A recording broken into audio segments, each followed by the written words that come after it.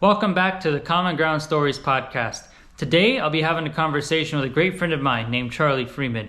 We'll be hearing his story about how he made it to New York City, about our connections in New York City, about our friendship, and about his career journey, along with a couple of other things. So stay tuned for this great conversation. Charlie, good to see you, my man. Long time no see. Long time no see indeed. It's been more than a week at this point, hasn't I it? know, right? Salute. Salud. Mm. Mm. I hope you don't Well, mind that I've been pre-gaming a little bit for all this right. very Well, special occasion. not bad. All right. So Charlie, so we met in New York, but where did it all Yes, we start for you? did. I know you're from Atlanta, right? I am from Atlanta. Yes. Well, okay.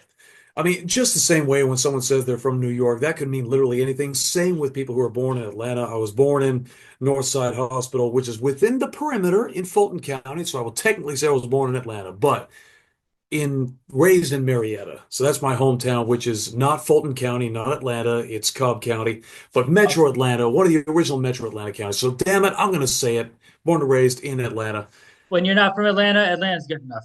That's exactly right. I Just mean, going to go with that for pride's yeah, sake. yeah. I mean, Marietta, Atlanta. So okay, so good. So you grew up there.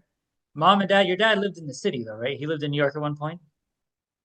He did at one point. Well, both of my folks they kind of got around. So my mother, born in New York City, Greenwich Village, 171 West 4th Street. That was her home Oh, until yeah. 1965. And then she spent the rest of her formative years in Rye and Westchester. My father, born in Cleveland, spent the first 6 years of his life there. Then the summer of 65, ironically enough, the same time as my mother, moved down to Augusta, Georgia, Hmm. and spent the rest of his formative years there. Went to Grinnell in Iowa. My mother went to Georgetown. They both ended up studying abroad in Japan in fall semester of 78, met there, got married in 81 in New York, and then Chicago, New York, owned their own business in Hawaii. Then 1990 came down to Atlanta. 2 years later, they had me. It's an all-American story. That's good, That's man. So I right. didn't, I didn't know your mom was from Greenwich Village. What a special place. I love that place. That was a part of it. I mean, you and I, of course, met in the city, but I was coming there since before I could remember. Matter of fact, I was actually baptized in the state of New York. Oh, So that's okay. a part of my heritage, and I'm proud of it. Now, when you were growing up, though, did you ever like see? I never went to New York when I grew up. I only went there like when I was an adult and I moved there. So for you, though, was it like I'm gonna move here when I get older, go to college in New York, or what was it like for you? It's funny. Initially, I had no conception. I mean, living in the moment when you're in middle and high school, you're not even thinking that far in advance. At least I wasn't. But it's funny when the time came around for me to start thinking about college, initially speaking, I was a proud Southern boy at that point. I was aware of my New York heritage, but I didn't want to go anywhere north of the Dixon line for college Mason initially. Dixon. It was, it was one of those many quirks. Everybody's got their quirks. That was one of mine. And so initially, yeah, I didn't want nothing to do with the city in that particular regard. But, I got a flyer from the King's College in New York, and I said, wait a minute, a Christian school in the heart of New York that's dedicated to a classical curriculum, or at least a mildly classical curriculum. You got to be kidding me. Wait, this can't be real. I'm just going to take a look at this just to be sure. Sure enough, they were serious, and that is what got me north of the line for college. Interesting. So you obviously did you apply for I any other know. colleges back then, or just that one? As a matter of fact, I did. Yes, matter of fact, everybody, of course, be it Gen X, our generation, the millennials, whatever, everybody knows about the college road trip. Everybody does that rite of passage, and I was no different. My father and I, we went all around Dixie. We went to Rhodes College in Memphis. We went to Loyola, New Orleans. We went to CUA up in DC. That kind of triangular trip. So I had applied to a bunch of colleges, and because of, well, we could talk about how standards have gone way down. So as you can imagine, I got into every college I applied for, not because of I was anything special, just because of Hey, let me tell you the something Department of now. Education. Now, when you applied for all these colleges, including King's College, was that like the one you're really hoping to get into, like first and foremost, or did you have another one you wanted to go to? Well, there was an evolutionary step in that, and I'd imagine it was the same for a lot of people. Where, of course, I had my initial vision. I'd stay down south, but I wouldn't stay in Metro Atlanta. I wouldn't stay in Georgia, right? Get out and see the world. the world, etc. Right. But of course, any college that's worth their salt, well, okay, not necessarily worth their salt, but anybody who's smart about getting maximum admissions will pull out the red carpet for the people who bother to visit. And let me tell you something, buddy. The King's College, they pulled out all the stops. Wow. Not only did they have people sit in on classes dedicated to theology and to, you know, writers of the mid 20th century and all that good stuff, but they gave us our own Metro cards and they gave us tickets to a Broadway show. Literally, that's the reason I saw Phantom of the Opera back in the Wow. day, was because of the King's College. They pulled out all the stops. And of course, I'd been to the city a million times. I knew about all of its beguiling, enchantments.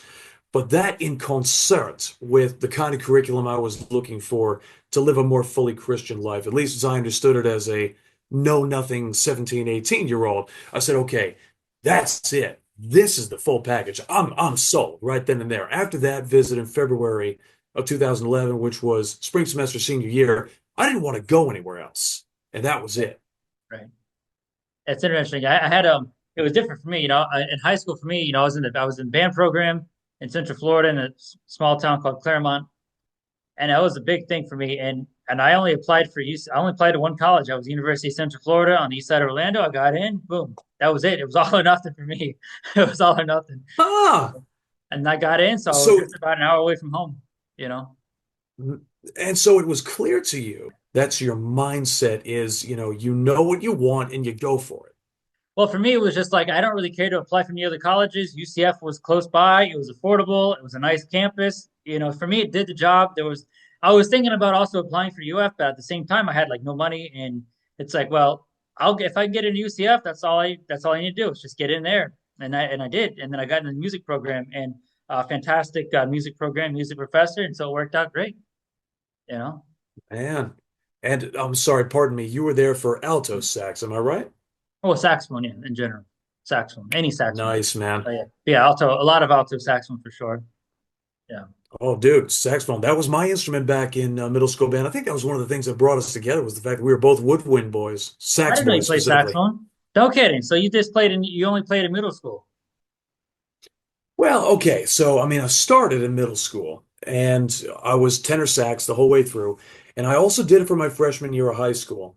But it kind of got to the point, I remember the band director at Walton High School in Marietta, Georgia, Mr. Pollock, kind of, he took all the students aside and I eventually said to him, I can't quite see myself doing marching band. I wasn't quite that committed. And so I decided to trade in band class for some other elective that I can't even remember now. Looking back on it, I probably should have applied myself because, not just guitar. I could have been, I could have gotten a way in on sax. I could have done some jazz stuff like you used to do back in the city doing the Yeah. jazz nights, huh? Oh, I love that, man. That's what I miss a lot about the city. The jazz nights and everybody coming together, hanging out. It's just not the same. But yeah, no, me and a couple of my friends, we were like really into music, and we all went to the same school, University of Central Florida. And it was for me, it was all or nothing. It was all or nothing. So it's really interesting to hear how you and a lot of other people, apply for all these colleges and then, live far away, 1,000 miles away from home or whatever it was in New York, you know, and then you ended up just staying there, right? Ended up getting your career started there in New York as well, right?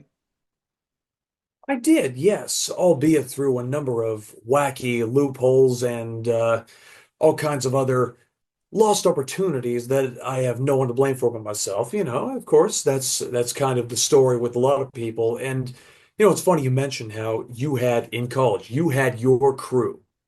Yeah, I mean, that was kind of how it wasn't just a mechanism for advancement. In some ways, I would imagine it was a mechanism for survival as well. 100%.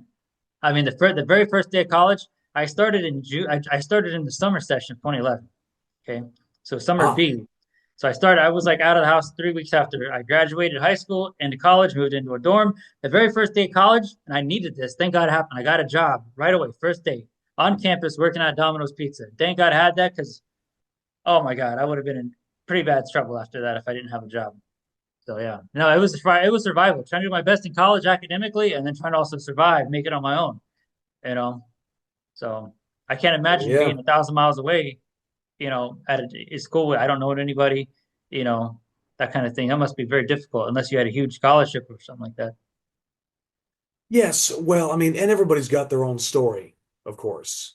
There are, I mean, in my case, thankfully, I was able to take it easy within reason to an Right. extent, because of, frankly, I mean, the story goes, my father's grandfather, he started his own coal manufacturing business and it's been paying dividends ever since. And Wow. so, in my fa and this is a typical old school WASP story, in my family, thankfully, I mean, everybody, it's a blessing and a curse. On the one hand, nobody in my generation of the family or the generation before had to take out a loan in order to go to college.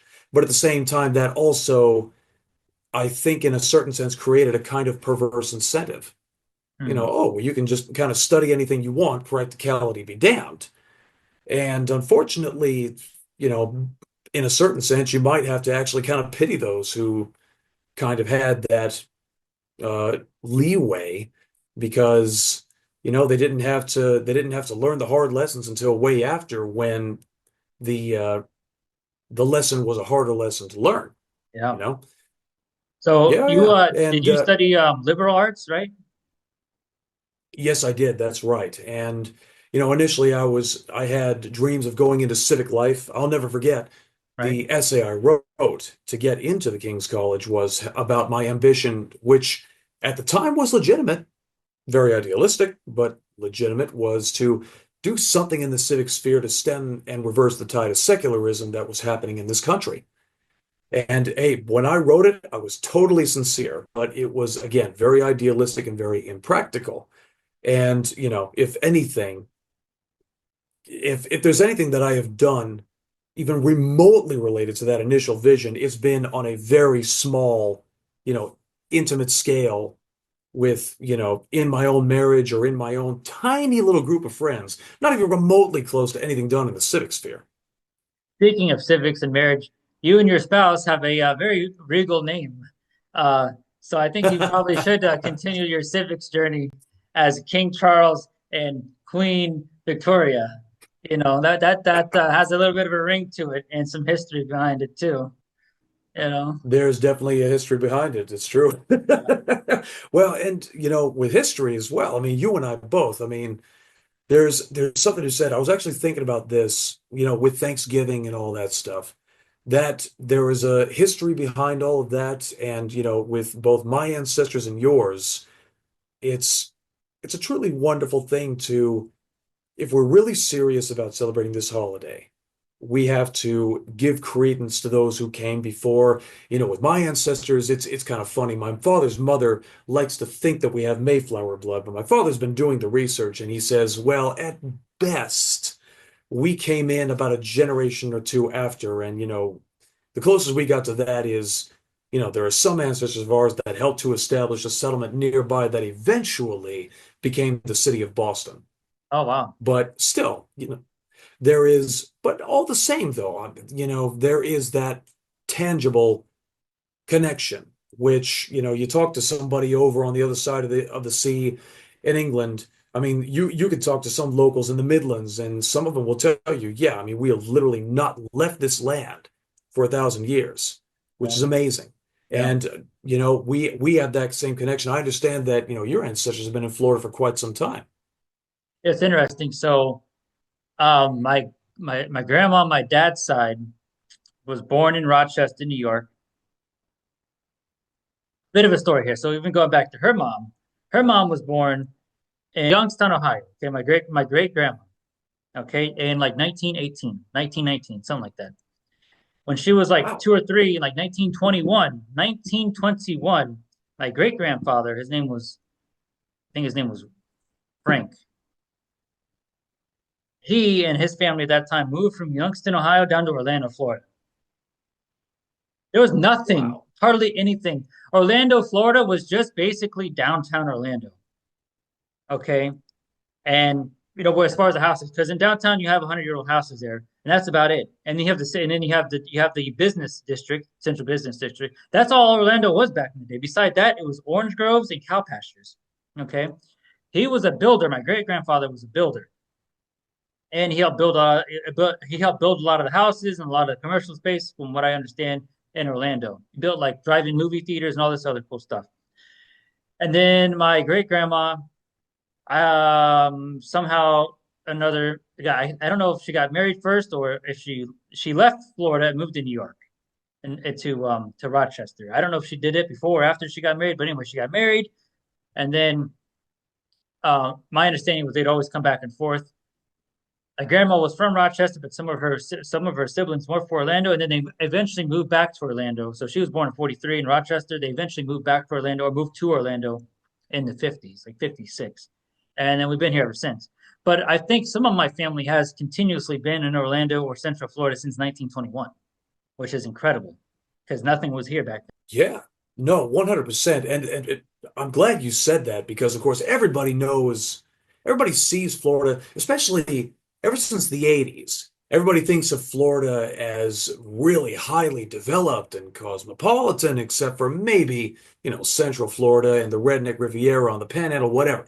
But places like Orlando, especially with our generation, because that's the boy band capital of the world Yeah, now, right. right? That's funny. So we cannot conceive of it therefore, the way it was as you just described it when your great grandparents moved down here.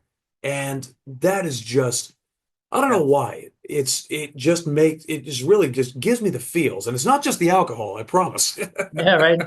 It's, yeah, it's Yeah, no, it's no, literally that, hey, we have a tangible connection to this land.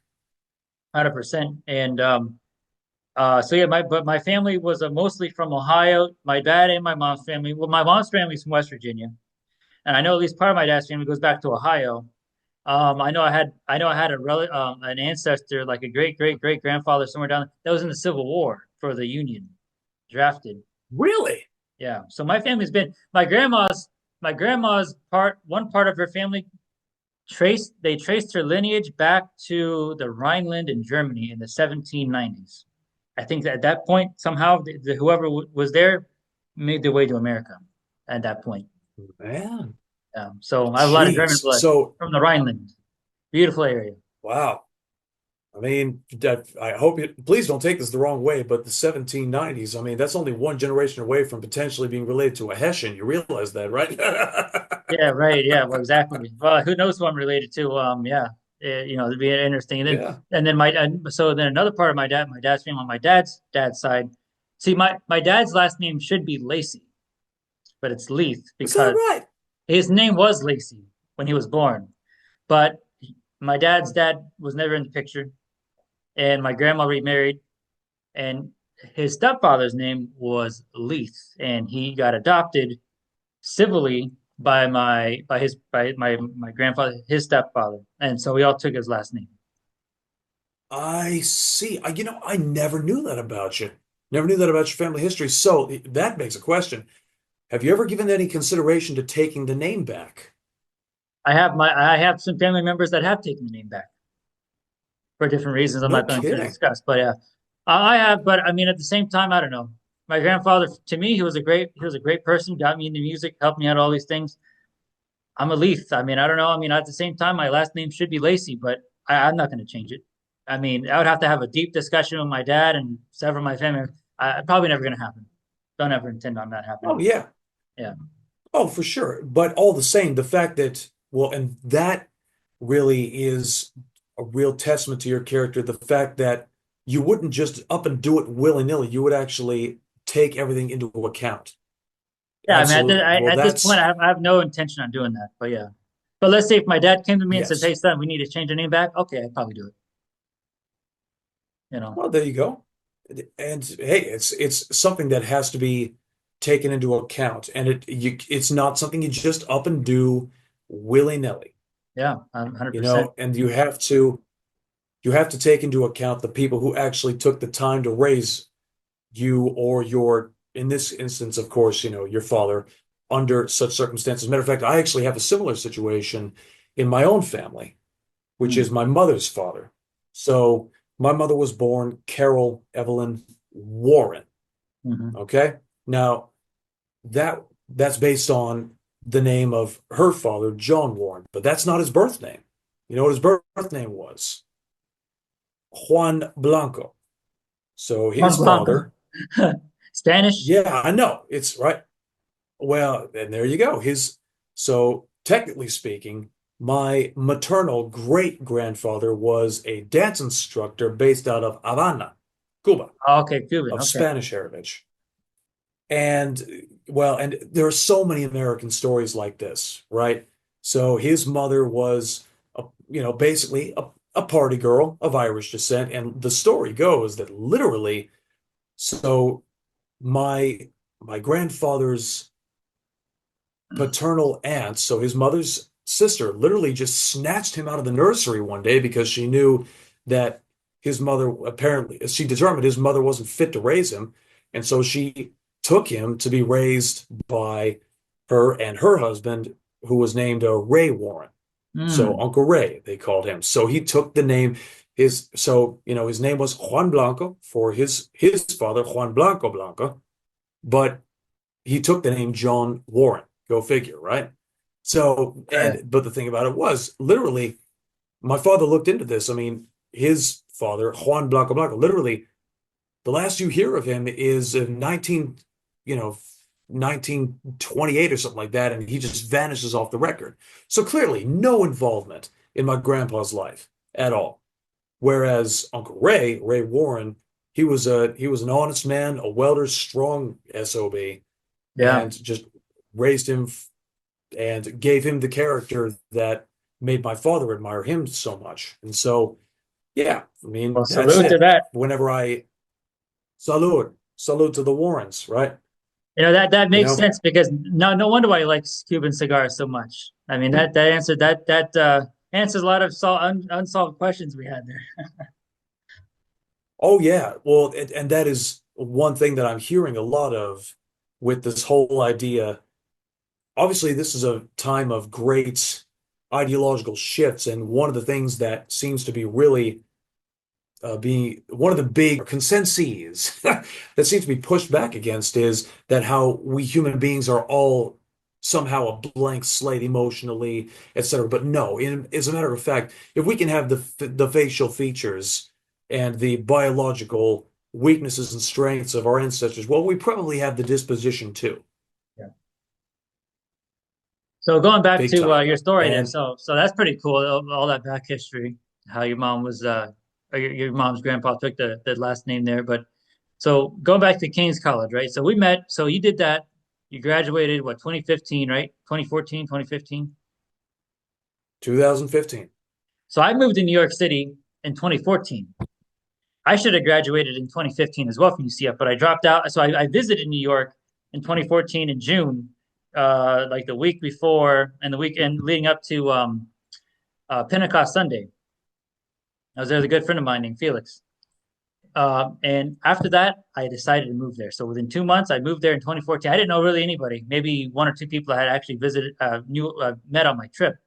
But I started new, and it was a great thing, man. I mean, oh my goodness, New York was amazing to live in. I mean, that was like a golden age in my life. I don't know about you, but oh my goodness, I learned so much professional skills, social skills, all these beautiful things I learned. Becoming Catholic. I was in the process of actually of getting confirmed during that time. So it was great. And then meeting you along the way to all these Catholic events. We talked about. We can't remember. I don't remember exactly when I met you, but it was probably sometime like 2016, I think, somewhere around there. It would have been right around that time. That is entirely correct. Well, of course, so the story goes, right?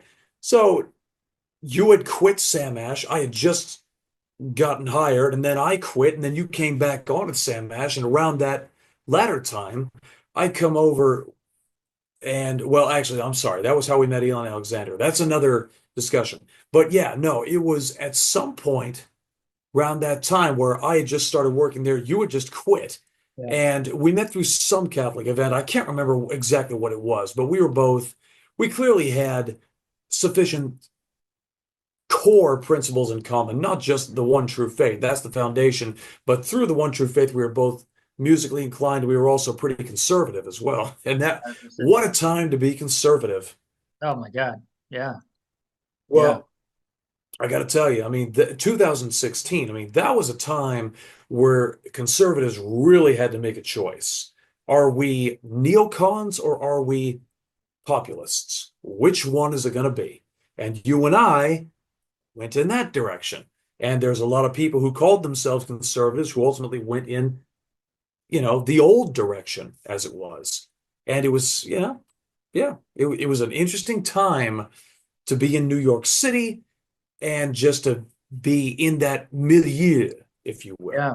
But I remember it was a great time. I mean, we went to so many parties. I had house parties. One thing that connected us was obviously the bow ties as well. We wore bow ties, look sharp, dressed up real nice at events.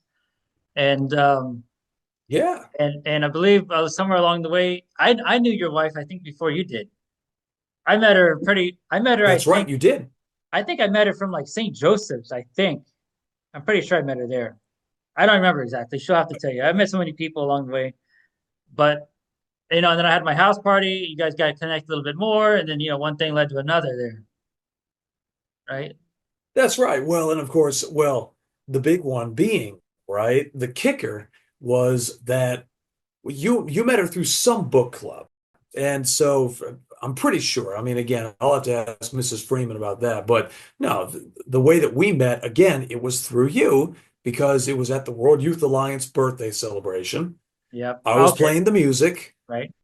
and and I just go after the set's done, I go and just, start shooting the shit with you. All of a sudden, this Jersey girl comes up with the full Jersey spunk, starts busting your balls I about know. how Right? allegedly you hadn't been at book club for a while, right? Oh boy. Yeah, yeah, yeah. So, which is to say, it's all your fault. So, I was like, that was an interesting time. A beautiful event, by the way. We had beautiful memory, man. Beautiful memory.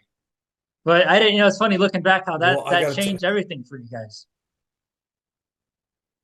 it truly did. And well, and of course, this goes to the time. Unfortunately, this isn't Joe Rogan, so we don't have 3 hours to get into the weeds of how this plays out in human existence. But there's a particular time in your life, and it typically, at least in our modern age, it takes place in the early to mid, sometimes to the late 20s, where it's just, you're trying new things out and you're really learning on the fly about how it's one thing to do it in college. I mean, that's something of a controlled environment when you really think about it. When you actually get out into the real world and you start to learn how the particular dynamics of the communities you've chosen work and how they can change and how you change. It's just, there's so many variables. It's the most intricate mathematical equation you could think of. Yeah. And of course, it's just simple timetables for God, of course. But for you, especially when it's new to you, it just seems as if, what the hell is going on? It's only afterwards, when you look back on it, that you think, wow, it was so much simpler back then, wasn't it? Yeah. 100%. Life definitely did seem more similar, simpler back then for sure, in some ways. Well, in some ways, although one must always be careful, especially for our generation, because of course everything is simpler and better in hindsight, blah blah blah blah blah. It's funny, you know, talking about us. So both of us were born in the fall of '92. We're junior millennials, right? And there's a particular mindset that comes with that. I'll never forget. I was talking with a friend of mine in Atlanta here, and he was Gen Z, elder Zoomer. And we got onto this generational conversation, of course, as sometimes we always do. And I just asked him, okay, give it to me straight. What do you really think about my generation? I'm very curious. And he takes a long pause and he says to me, you know what the problem with you guys is? And by you guys, he means millennials at large, from 81 to about 96 or so. He says, you know what you guys' problem is? You remember a time when the world wasn't a shithole. And you've been trying to get back to that nice place ever since. And he was right. I mean, yeah, there's a lot of truth to that. It was the most peaceful time in the world, and what probably ever. I mean, no wars. I mean, peace in the Middle East, all these other places. I mean, Europe, America, Asia, for the most part. Beside the Well, sporadic conflict, it was a booming time in America. The '90s. Oh my gosh, I wish I could be back in the '90s in some ways. What a great time that was. Oh, well, totally. Well, and the funny thing about it is, right? Here's the thing. I mean, now that we know what we know about the way what was actually going on after the fall of the Soviet Union, the ties of both the Bush 41 and Clinton administration's ties to the Chinese Communist Party, et cetera, et cetera. Now we can look back and see that it was a piece that was built upon a house of cards at best. Yeah, But when you're 5 years old, that doesn't occur to you at all. You know what I 100%. mean? So yeah, we were filled with that. We had that we grew up amidst that, it was a fragile piece. It was a false piece in many ways, but it was a piece nonetheless. And so we had this idea that, well, it was just going to get better and better and better. We won the Cold War. There's no more threat of a nuclear holocaust. Well, shit, it's time to party. Exactly. Yeah. We were the lone superpower in the world, Yeah, essentially. we were the lone superpower. And even after, especially for junior millennials who were too young to sign up to fight in the war on terror, even with the war on terror, that was all the way over there, across an ocean and a continent. It didn't mean anything to us in terms of our immediate circumstances. 100%. So, we just up and assumed that hey, it's going to be great. And of course, we got out into the real world and we found out, well, no, actually, this had real ramifications that now we have to deal with. But because we have been incubated and coddled, shall we say, in this false peace, you know, so many of us, no matter how successful or unsuccessful we've been ever since, so there's a part of us collectively that is still trying to get back to that, Yeah. that false peace, as it were. Yeah. And for us, like, getting our first jobs in college and whatnot, that was right like at the tail end of the Great Recession. So that was a tough time. It's like, man, what a tough market to be in, to get a job financially, everything else.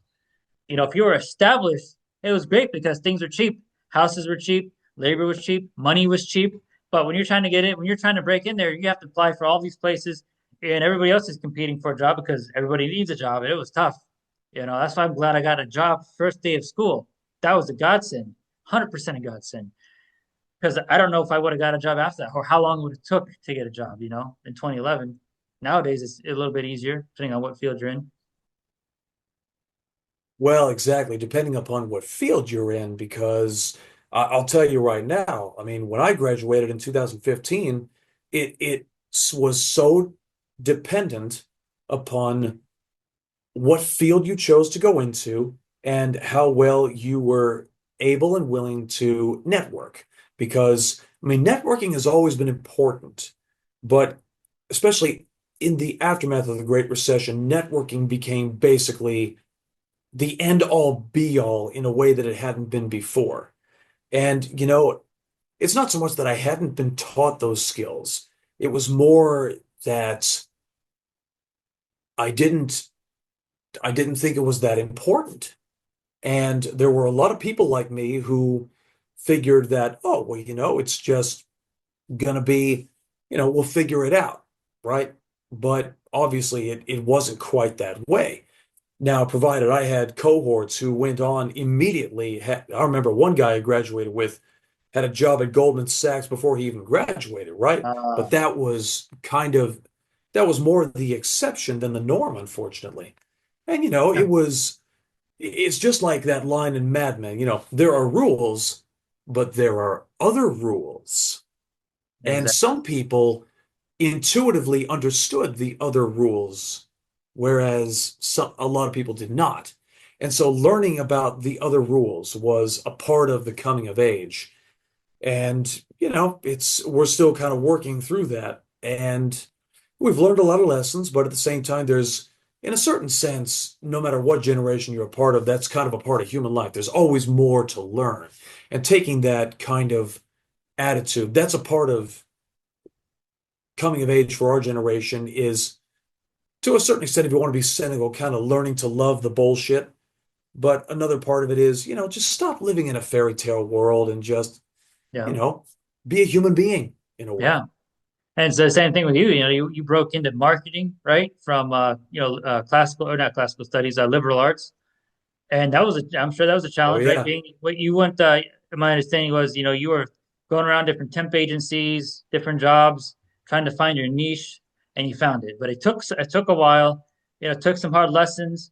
You know, tell us a little bit about that. What happened there? Oh, 100%. The moral of the story is that you always need to rely on the human connection because I didn't get anywhere until I finally started accepting the connections that I had made in the Catholic community. Like you mentioned, the temp agency. Well, guess what? The only way I got into that was because I knew a guy in the Catholic community who happened to work through one of those agencies. Wow. And thank God. Yeah. And guess what? I mean, he got me the various temp jobs I needed to support myself in the meantime. And on top of that, that eventually led to a gig that eventually led to a proper career. And it's weird how, okay, so two things. Number one, always rely on human connections. Second of all, how, your ancestors have an effect on potentially how you will lead your own life. Let me tell you something. I got involved in advertising. My first job in that advertising field was on 43rd and 5th. Guess what? My father's father, he made his money and made his way in the world on the French Building just a couple of blocks up from Fifth Avenue during the Mad Men era. He was one of Wow. those guys. I don't know if you know the advertising agency BBDO. Probably is it Well, still there? basically, yes, it's still there. It actually does all the advertising work for the Ford Motor Company. Well, Oh the wow. O in BBDO stood for Alex Osborne. Well, guess what? My grandfather knew him on a first name basis. All right. Oh. So, and it just so happened to come my way. And it just so happened that I happened to, you know, have enough of some kind of it, if you will, to, at the very least not get fired and make my way from temp to perm. And it's just weird how that works. And of course, go figure, my father's name was also Charlie Freeman. Go figure. The second of three so far. There you And go. no, and beyond any doubt, you go back in your family tree and you'll probably find that, you know, somebody in your family tree had a talent for music or et cetera, et cetera. It's just weird how that works. But no doubt we'll continue that conversation the next time around. Charlie, man, well, yeah, so great talking to you during this session and hearing some of your Yes. story, and we'll talk more. We'll schedule another time. Always great to talk with you, my friend. Yes, absolutely. Well, thank you for having me on. It's the art of conversation has been terribly lost in our time, and I'd love to be able to get that back. And this is one of the ways to do it. So God bless you, brother. And I wish you Likewise, the man. best in all Salud. your endeavors. And a happy Thanksgiving. Happy Thanksgiving. Salud. Salud. Salud. All right, Charlie. Have a great night.